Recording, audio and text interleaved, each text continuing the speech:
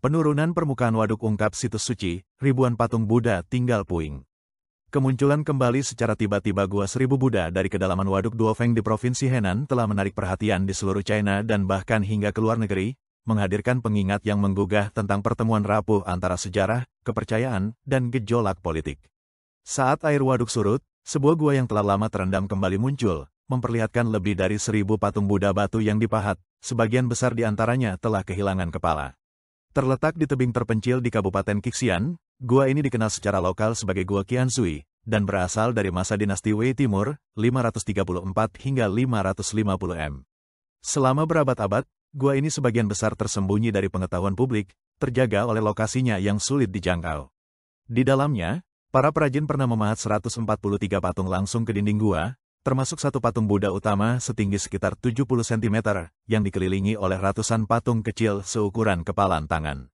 Pada masa kejayaannya, pahatan-pahatan ini memancarkan ketenangan dan rasa khidmat, mencerminkan pengabdian spiritual Tiongkok awal abad pertengahan.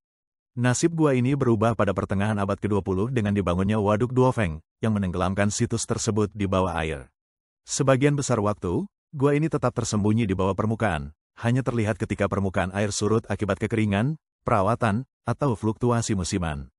Penduduk desa setempat telah lama mengetahui keberadaan gua tersebut, dengan namanya terukir pada sebuah papan usang di dekat garis pantai. Namun, dengan kemunculan kembali baru-baru ini dan meningkatnya peran media sosial, situs ini menarik perhatian secara nasional.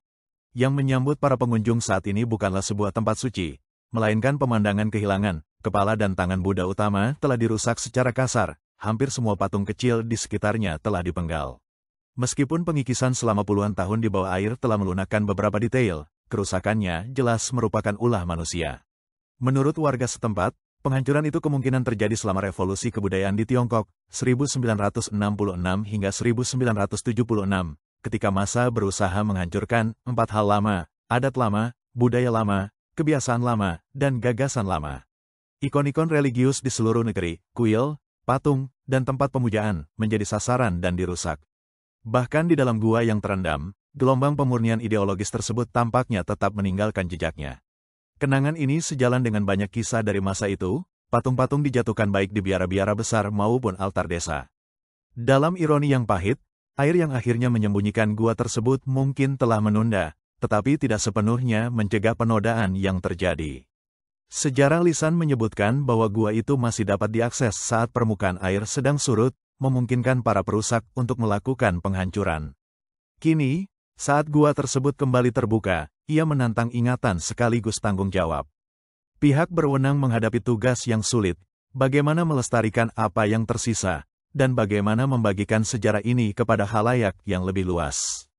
Pemerintah provinsi harus mempertimbangkan perlindungan warisan budaya di tengah tuntutan praktis. Waduk Duo mendukung pertanian, pengendalian banjir, dan kebutuhan air lokal, menurunkan permukaannya demi kepentingan arkeologis memerlukan koordinasi logistik dan politik. Situs ini telah memicu minat publik yang diperbarui.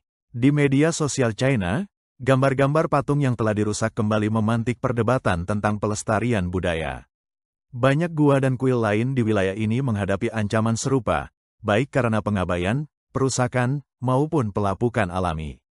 Namun, Gua Qiansui menyampaikan kisah yang unik dan berlapis, tentang seni kuno, kekerasan modern, dan perlindungan tak disengaja oleh air.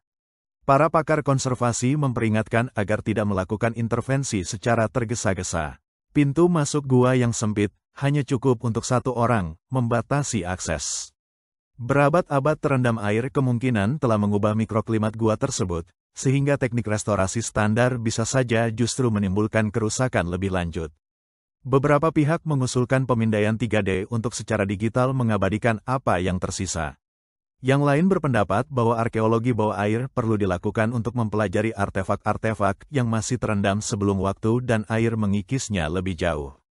Di luar perdebatan teknis, kemunculan kembali gua ini mengundang perenungan yang lebih dalam.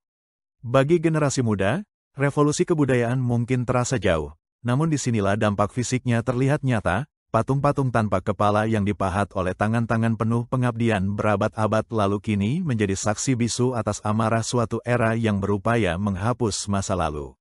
Bagi sebuah bangsa yang masih terus mencari keseimbangan antara modernisasi dan tradisi, Gua Seribu Buddha menyajikan sebuah bab yang mentah dan belum terselesaikan. Dalam ironi yang pahit, air yang akhirnya menyembunyikan gua tersebut mungkin telah menunda, tetapi tidak sepenuhnya mencegah penodaan yang terjadi. Sejarah lisan menyebutkan bahwa gua itu masih dapat diakses saat permukaan air sedang surut, memungkinkan para perusak untuk melakukan penghancuran. Kini, saat gua tersebut kembali terbuka, ia menantang ingatan sekaligus tanggung jawab. Pihak berwenang menghadapi tugas yang sulit, bagaimana melestarikan apa yang tersisa, dan bagaimana membagikan sejarah ini kepada khalayak yang lebih luas. Pemerintah provinsi harus mempertimbangkan perlindungan warisan budaya di tengah tuntutan praktis. Waduk Duo mendukung pertanian, pengendalian banjir, dan kebutuhan air lokal, menurunkan permukaannya demi kepentingan arkeologis memerlukan koordinasi logistik dan politik. Situs ini telah memicu minat publik yang diperbarui. Di media sosial China, gambar-gambar patung yang telah dirusak kembali memantik perdebatan tentang pelestarian budaya. Banyak gua dan kuil lain di wilayah ini menghadapi ancaman serupa, baik karena pengabaian, perusakan, maupun pelapukan alami. Namun, Gua Qianshui menyampaikan kisah yang unik dan berlapis, tentang seni kuno, kekerasan modern, dan perlindungan tak disengaja oleh air. Para pakar konservasi memperingatkan agar tidak melakukan intervensi secara tergesa-gesa. Pintu masuk gua yang sempit, hanya cukup untuk satu orang, membatasi akses. Berabad-abad terendam air kemungkinan telah mengubah mikroklimat gua tersebut, sehingga teknik restorasi standar bisa saja justru menimbulkan kerusakan lebih lanjut. Beberapa pihak mengusulkan pemindaian 3D untuk secara digital mengabadikan apa yang tersisa. Yang lain berpendapat bahwa arkeologi bawah air perlu dilakukan untuk mempelajari artefak-artefak yang masih terendam sebelum waktu dan air mengikisnya lebih jauh. Di luar perdebatan teknis, kemunculan kembali gua ini mengundang perenungan yang lebih dalam.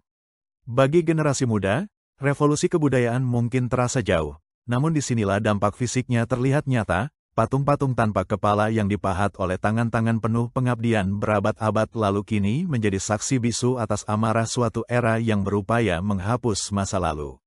Bagi sebuah bangsa yang masih terus mencari keseimbangan antara modernisasi dan tradisi, Gua Seribu Buddha menyajikan sebuah bab yang mentah dan belum terselesaikan.